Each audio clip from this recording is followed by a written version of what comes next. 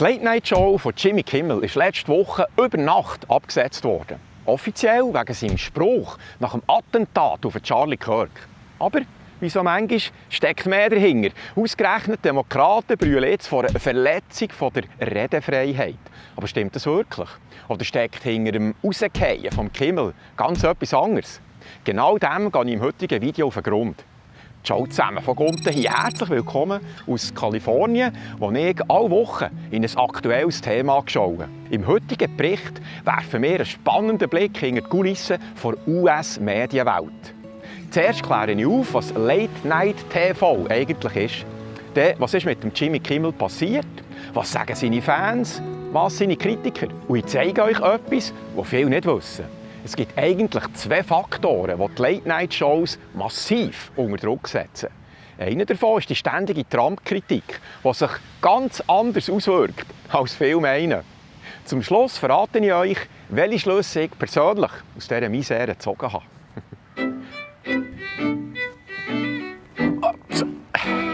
Schauen wir zuerst mal, was Late Night eigentlich ist. In der Schweiz gibt es das so nicht 1:1. Höchstens kleinere Versuche wie Jacobo Müller oder später Devil Late Night auf SRF.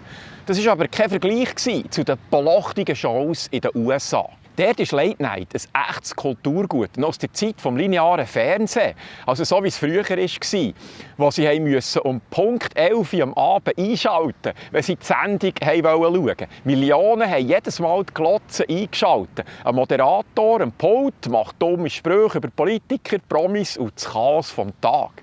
Dazwischen Interviews mit bekannten Gästen. Unterhaltung, Spass, alles in einer Show. Die goldige Zeit war in den 70er bis frühen 2000er mit Johnny Carson, David Letterman, Jay Leno, Conan O'Brien. Das waren Legenden, einflussreiche nationale Stimmen. Wer dort auftreten hat als wichtig gegolten. Heute heissen die Stars Greg Gutfeld auf Fox. Der hat im Moment mit Abstand am meisten Zuschauer. Dann gibt es noch den Stephen Colbert auf CBS, den Jimmy Fallon oder Seth Meyers auf NBC und als Besenwägeli am Schluss bis vor kurzem auch noch der Jimmy Kimmel auf ABC. Zusammengefasst, in den USA war Late Night das kulturelle Schaufenster am Abend mit einer Mischung aus Humor und gesellschaftskritischen Kommentaren. Und genau hier fängt unsere Geschichte an, beim plötzlichen Abgang von der Jimmy Kimmel Late Night Show. Der Jimmy Kimmel war über 20 Jahre lang das Late-Night-Gesicht von ABC. Bis am vergangenen Montag. Am 15. September 2025 hat er in seinem Monolog etwas über einen konservativen Influencer, Charlie Kirk, gesagt. Der ist ein paar Tage vorher bei einer Unidebatte vor Live-Publikum erschossen worden. Hier der Clip, was der Jimmy Kimmel genau gesagt hat. Am Wochenende haben wir einen neuen Tiefpunkt erreicht. Die MAGA-Truppe hat verzweifelt versucht, diesen jungen Mann, der Charlie Kirk ermordet hat, als irgendetwas anderes darzustellen als einen der ihren und gleichzeitig alles daran gesetzt, daraus politisches Kapital zu schlagen. Und genau dieser Satz ist jetzt zum Auslöser geworden. Zuerst hat sich die amerikanische Medienaufsicht, die FCC, zu Wort gemeldet. Das ist die Behörde, die die Lizenzen für die Funkwellen vergibt. Das betrifft also alle Sender, die über die Luft ausgestrahlt werden, also mit Antennen. Wichtig jetzt hier, sie können die Frequenzen gratis brauchen, aber im Gegenzug müssen sie sich an gewisse Regeln halten. Auch für die Zuschauer ist das Empfangen von Sendern über die Luft gratis. Man braucht einfach eine gewöhnliche Antenne. Darum ist das hier in Amerika, vor allem in ländlichen Gegenden, noch beliebt. Die Leute dort schätzen den kostenlosen Zugang. Der Chef der FCC, der Brandon Carr, hat sich zuerst zur Aussage von Jimmy Kimmel geäußert. So eine Lizenz sei nicht einfach ein Geschenk, sondern komme mit der Pflicht, auch im öffentlichen Interesse zu senden. Das heisst, keine absichtliche Irreführung verbreiten und nicht so einseitig werden, dass es wie Propaganda daherkommt. Früher ist das scheinbar noch streng kontrolliert worden. Ich bin über einen Kommentar gestogelt von einem ehemaligen Radioprogrammchef. Und er hat gesagt, wer die öffentlichen Frequenzen nutzen wollte, musste zeigen, dass er im öffentlichen Interesse sendet. Das heisst, Ausgewogenheit wahren und allen politischen Seiten eine Sendezeit geben. Wer das nicht gemacht hat, hat seine Lizenz verloren. Heute gibt es diese Standards zwar immer noch, aber die FCC kontrolliert die schon seit 20 Jahren nicht mehr kontrollieren. Noch bevor diese Debatte richtig Fahrt aufgenommen hat, ist schon der nächste Schlag gekommen. 2 wichtige Vertriebspartner von ABC, also die lokalen Sender, die das ABC-Programm in ihren Regionen ausstrahlen, haben reagiert. Nexstar zum Beispiel hat Kimmel gerade einmal von 23 Stationen weggenommen. Bei Sinclair waren es um die 30 gewesen. Und die sind sogar noch weitergegangen. Nebst der Streichung haben sie eine öffentliche Entschuldigung gefordert und eine substanzielle Zahlung als Genugtuung an die Familie von Charlie Kirk.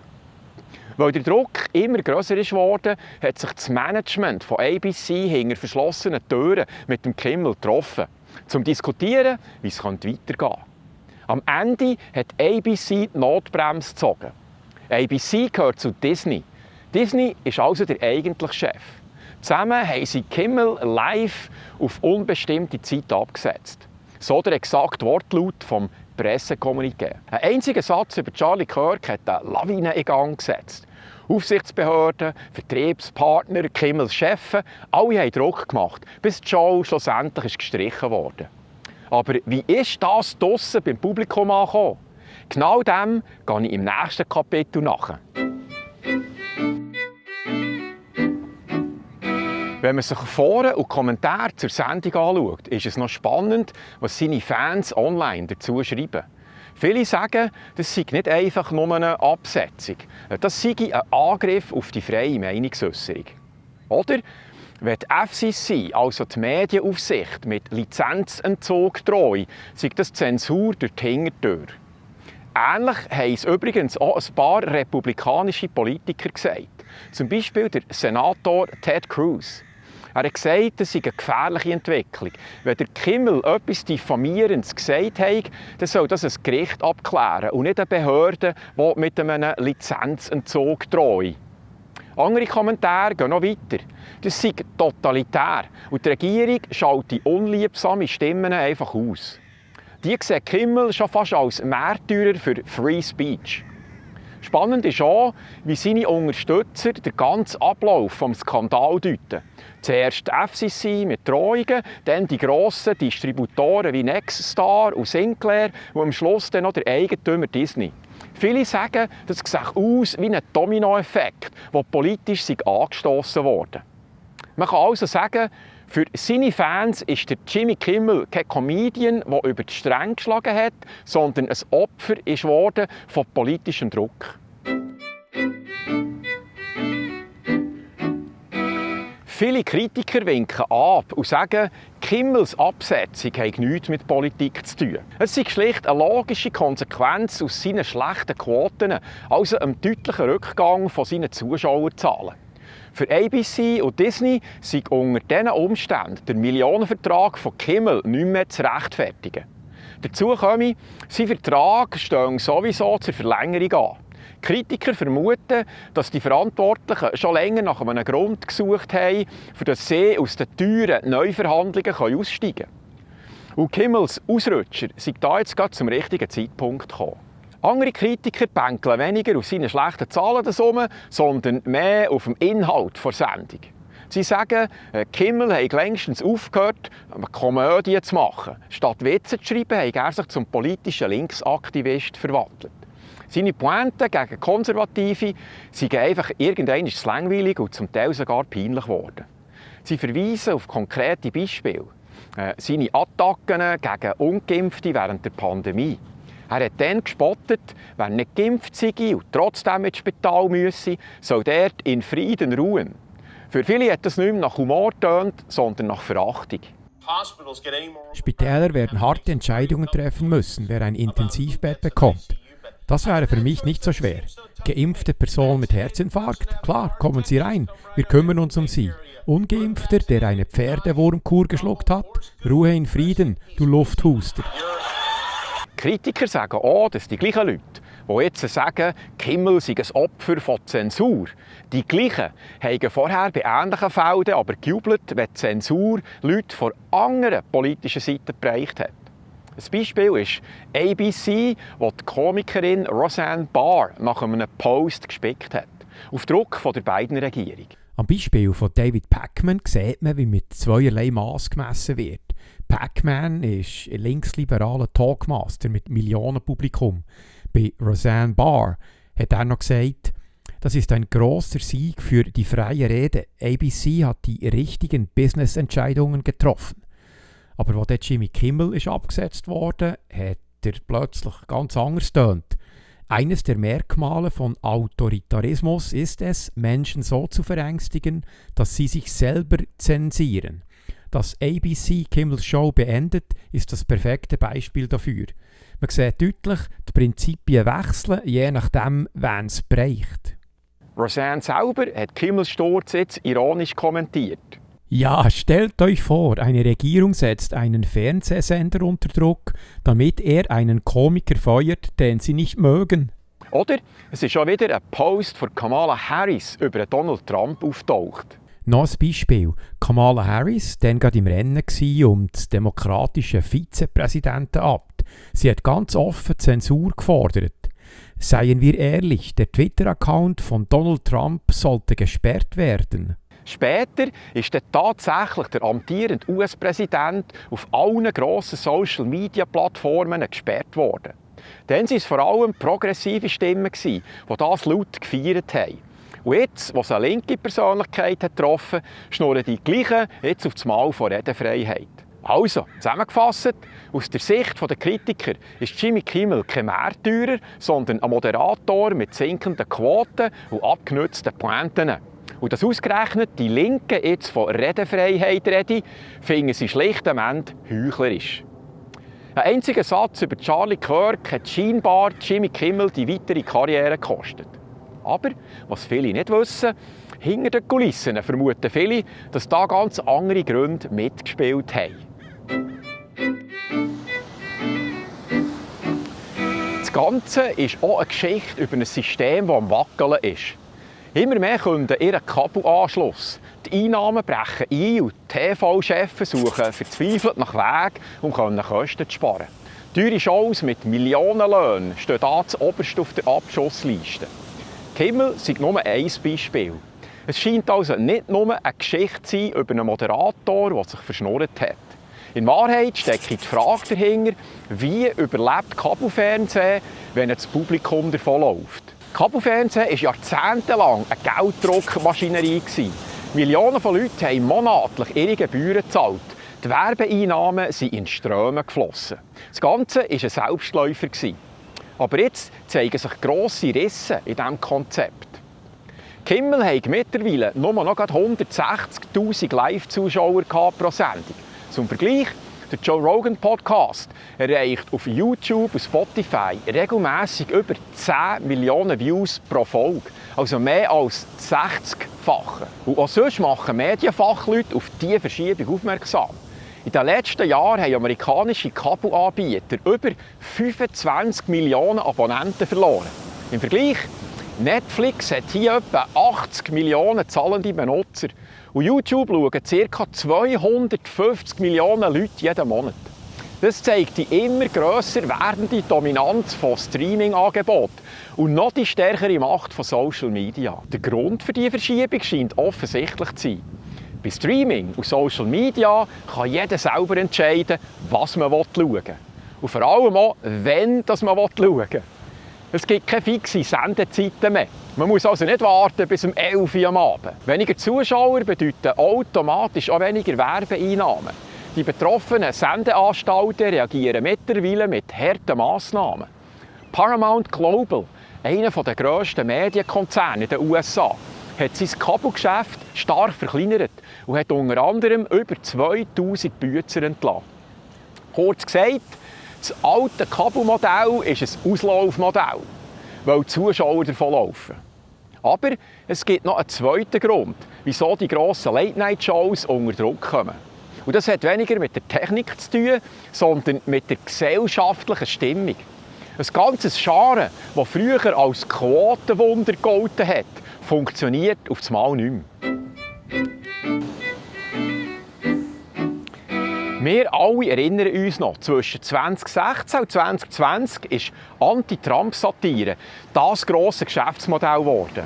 Es hat praktisch keinen Late-Night-Moderator gegeben, der nicht über einen Trump hergezogen ist. Und die Zuschauerzahlen sind explodiert. Stephen Colbert ist dank seiner täglichen Trump-Witze zeitweise sogar zur Nummer 1 geworden im Late-Night-Rennen. Heute ist das anders. In den USA hat sich die gesellschaftliche Stimmung verschoben. Extrem progressive Botschaften ziehen deutlich weniger. Eine Mehrheit des Publikums hat sich eher in die Mitte zurückgezogen. Und viele haben schlicht und einfach genug davon, dass alles, was nicht deutlich links ist, automatisch als schlecht dargestellt wird. Das bestätigt der Blick auf Fox. Dort hat der Late-Night-Neuling Greg Gutfeld mit seiner konservativen, satirischen Show plötzlich die Nase vorne. Häufig mit den besten Einschaltquoten von allen Late-Night-Stars. Gemäss neuesten Meldungen soll Jimmy Kimmel live schon gleich wieder produziert werden. Nach einem Seilziehen zwischen den Anwälten von Kimmel, Disney und Boykottaufrufen von links hat es jetzt offenbar Lohnanpassungen gegeben, sagen unbestimmte Gerüchte. Ebenfalls soll so zu einer Zahlung kommen an Turning Point USA, eine Organisation von Charlie Kirk. Aber ganz klar ist die Sache gleich noch nicht. Die beiden Verteiler Sinclair und Nexstar haben nämlich unmittelbar reagiert und gesagt, sie werden Kimmel auch weiterhin nicht mehr über ihre Antennen ausstrahlen. Auf den Punkt gebracht könnte man auch sagen, Trump-Bashing zieht nicht mehr, die Einschaltquote bei Kabelfernsehen sinkt dramatisch und als Folge nutzen die Sender jede Gelegenheit, um teure Altstars loszuwerden. Wenn man etwas genauer hinschaut, ist der Verdacht gross, dass das ein Marktproblem am Werk ist, das aber als politisches Theater verpackt wird. Zum Abschluss noch, was bei mir von dieser ganzen Recherche ist hängen. Aus dieser Recherche nehme ich mit, dass es manchmal nicht ganz so einfach scheint, wenn es um Redefreiheit geht. Aber ich finde klar, wenn eine Regierung Druck auf die Medien macht, dass die unliebsame Stimmen zum Schweigen bringen, dann ist das gar nicht gut. Das war unter Biden nicht okay und ist jetzt auch unter dem Trump nicht okay. Zu Jimmy Kimmel denke ich, 10 Jahre lang hat er gegen Trump Witze gemacht. Und häufig deutlich aggressivere als bei seinem Monolog zu Charlie Kirk. Ich habe das Gefühl, hinter den Kulissen ist es nicht wirklich um Politik gegangen. Da haben doch viel mehr finanzielle Überlegungen von seinen Bossen den Ausschlag gegeben. Kimmel ist auch nicht allein. Vor ihm mussten schon andere grosse Namen gehen. Stephen Colbert wird 2026, also nächstes Jahr, seine Late-Night-Show beenden, weil sein Vertrag nicht mehr verlängert wurde. Trevor Noah hat seine Daily Show schon im 2022 verloren. Und bei CNN haben Don Lemon und Chris Cuomo ihre Shows abgeben. Links wie rechts probieren dann aus solchen Fällen politisches Kapital zu schlagen, indem sie laut Einschränkung von Redefreiheit mögen. Aber ich denke, Redefreiheit ist nur den wenigsten Politikern wirklich wichtig. Für die meisten ist sie auch mehr ein Dorn im Auge. Das sieht man jetzt bei der Trump-Administration, wenn es um Kritik gegenüber bestimmten Ländern geht. Oder bei Kritik zur laufenden Epstein-Untersuchung. Oder bei Kritik zur aktuellen Aussenpolitik. Und das Gleiche hat man gesehen unter der Biden-Harris-Regierung. Bei Kritik an denen ihrer Carola-Massnahmen, bei Kritik zu offener Grenzen oder bei DEI oder Klimapolitik. Das ganze Kehr zwischen links und rechts wirkt für mich sowieso wie ein grosses Ablenkungsmanöver. Es soll verdecken, dass die meisten Menschen wahrscheinlich ganz ähnliche Werte teilen. Die meisten wollen ganz einfach einen einigermaßen sinnvollen Job, das Dach über dem Ring und man will sich frei bewegen und frei äußern. Der eigentliche Graben, den man diskutieren sollte, verläuft nicht zwischen links und rechts, sondern zwischen dem Establishment, also denen da oben, und den gewöhnlichen Leuten. Du musst sie gar nicht bekämpfen, du musst nur die Leute mit den Heugabeln überzeugen, dass die Leute mit den Fackeln ihnen ihre Heugabeln wegnehmen wollen. Aber wer hört schon auf einen ehemaligen Badmeister und Velomech? Voilà, dann würde ich sagen, das war es wieder mal für heute. Ganz herzlichen Dank an alle, die mich seit meinem letzten Beitrag finanziell unterstützt haben und mir so Schritt für Schritt ermöglichen, alle Wochen mit einem Beitrag einzufräsen. Weil der von Gunten ist zu 100% unabhängig und Unterstützer finanziert. Falls ihr wieder einen Batzen Führung habt, findet ihr alle Zahlungsinfos unter www.vongunten.ch oder auch im Beschreibungstext von jedem Video. danke, Geld, für eure Spende. Also, merci fürs Einschauen. Bis zum nächsten Mal. Tschüss.